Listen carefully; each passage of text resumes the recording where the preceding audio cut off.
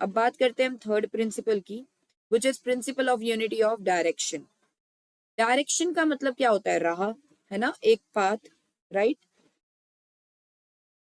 Right. तो यहाँ पर बेटा फेयोल कहते हैं कि ऑर्गेनाइजेशन में डिपार्टमेंट्स तो बहुत होते हैं, है ना, एक सेल्स डिपार्टमेंट है, परचेज डिपार्टमेंट है, प्रोड्यूस डिपार्टमेंट है, फाइनेंस डिपार्टमेंट है, there are so many departments in one organisation. और हर एक डिपार्टमेंट का अपना अपना एक ऑब्जेक्टिव भी होता है, ठीक है। और क्या होगा जब हर एक डिपार्टमेंट का जो भी गोल है, जो भी ऑब्जेक्टिव है, वो पूरा होगा, तो अल्टीमेटली ऑर्गेनाइजेशन का ऑब्जेक्टिव भी क्या हो जाएगा? पूरा हो जाएगा। ऑर्गेनाइजेशन का भी जो अल्टीमेट गोल है बेटा, वो भी क्या हो जाएगा? अचीव हो जाएगा। सो फेयोल कहते हैं कि जब ऐसा इंटर रिलेशन है, हर एक डिपार्टमेंट का गोल इंटर रिलेटेड है ऑर्गेनाइजेशनल गोल से, तो इसका मतलब we all are working for one thing, that is to achieve the organisational goal, right. All the members of the organisation are working for achieving that particular organisational goal. तो फिर उन्होंने बोला कि हम सबका गोल क्या है? सेम है। हम सबका गोल सेम है, तो हम सबको मिलकर ही काम करना चाहिए और ऑर्गेनाइजेशनल गोल को अचीव करने में अपना पूरा बेस्ट कंट्रीब्यूशन देना चाहिए और एक दूसरे के साथ कोऑर्डिनेशन के साथ चलना चाहिए। कोऑर्डिनेशन के साथ चलना मतलब एक दूसरे की हेल्प करते हुए चलना, ठीक है। जब भी किसी को किसी दूसरे की हेल्प पड़े, हेल्प की नीड पड़े, तो वो एक दूसरे को क्या करें बेटा? हेल्प करें। I am sorry.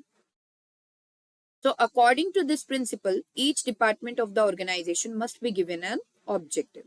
हर एक डिपार्टमेंट का जो हर एक डिपार्टमेंट है ऑर्गेनाइजेशन का, उसे क्या देना चाहिए? ऑब्जेक्टिव देना चाहिए। If the objective of every department is achieved, then the objective of the organisation will achieve.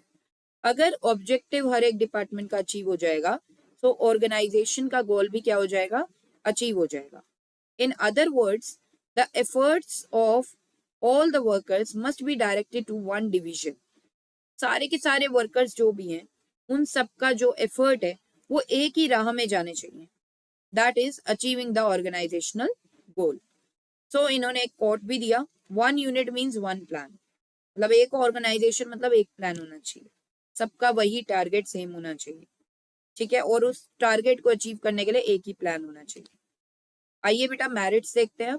Achievement of organisational गोल। अब नंबर 1 अचीव हो जाता है ऑर्गेनाइजेशनल गोल जब सारे के सारे जो इम्प्लॉइज है बेटा, वो सब एफर्ट्स लगा रहे हैं एक ही डायरेक्शन में, यानी कि वो टीम स्पिरिट के साथ वर्क कर रहे हैं। तो if the efforts of all the employees will be directed towards one direction, that is achievement of organisational goal, then it will increase the chance of the achievement of organizational goal. तो chances बहुत ज्यादा बढ़ जाएंगे, और ये chances बढ़ जाएंगे कि जल्द ही ऑर्गेनाइजेशनल गोल क्या हो जाएगा? अचीव हो जाएगा। नेक्स्ट बेटा कोऑर्डिनेशन।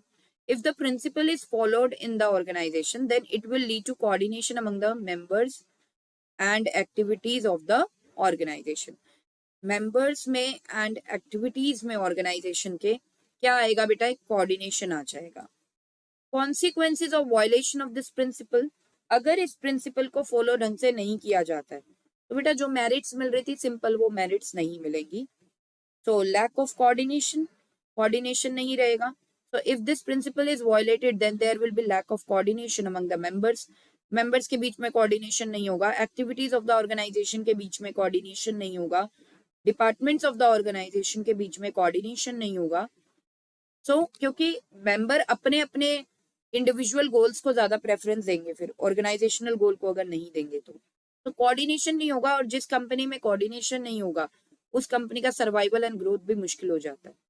तो difficulty in achieving the organisational goal, coordination नहीं होगा, इस प्रिंसिपल को वायलेट किया जाएगा बेटा, तो उससे क्या होगा? हर एक इंडिविजुअल बस अपना अपना गोल देखेगा, एक दूसरे के साथ मिलकर काम नहीं करेगा, तो ऑर्गेनाइजेशनल गोल भी अचीव नहीं हो पाएगा। So if the principle will be violated, then there will be less chances of the achievement of organizational goal, as each individual will give preference to his goal rather than organizational goal.